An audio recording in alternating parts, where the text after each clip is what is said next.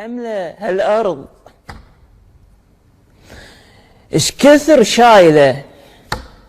أنا أول شيء والله الشابو اللي حاطته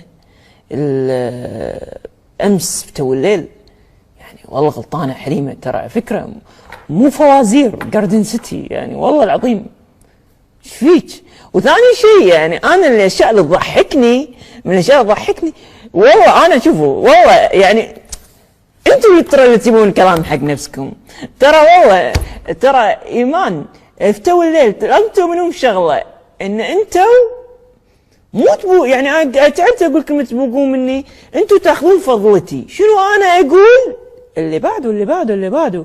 لما ضحكتني لما قالت لها انت يا ليش تهديد من داعش على صورتك مالت اللي في البحر. بابا داعش فاضيين حق حليمه اساسا يهددونها؟ ايش يبون فيها؟ يبا داعش عندهم مزز، اوكي، يعني جايبينهم من كل العالم. ايش يبون في حليمه؟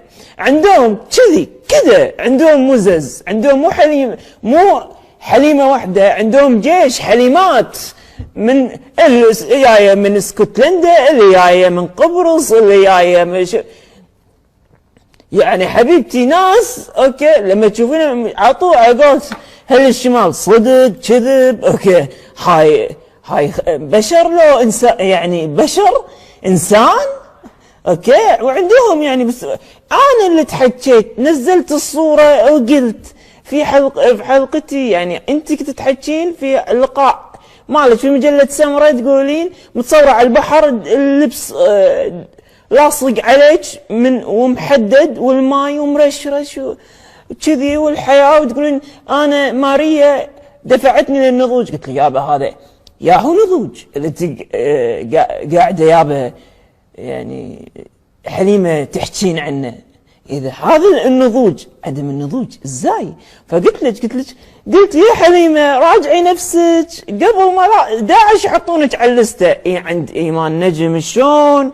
لا هي داعش هددت حليمه، فاضيين حق حليمه. اي صدقين هم شكلهم، انا اقول لك ايمان هي شكلهم يعني عارضين عليها، هم كانوا عارضين عليها تسوي لهم فوازير داعش بصراحه في مسابقات الجايه، يعني بياخذون حليمه بيودونها في منطقه الرقه اوكي في سوريا، وهناك عاد الجو بديع وقفل لي على كل المواضيع. الناس فاضيه، هذا الناس يعني فاضيه، تعال والله هددوا حليمه. شو يبون في حليمه؟ ايش يبون في حليمه؟ يعني بس وانا تعب ولا انا كرامه الوطن بطقم الماس.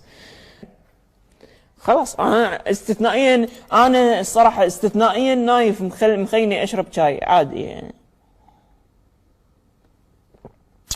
مشكور نايف خليتني اشرب شاي الحلقه حلو استثنائيا. لا الصراحه نايف انت على قولة هل الشمال يابا انت كلش زين كلش زين. اطلع والله احسن هنا اطلع.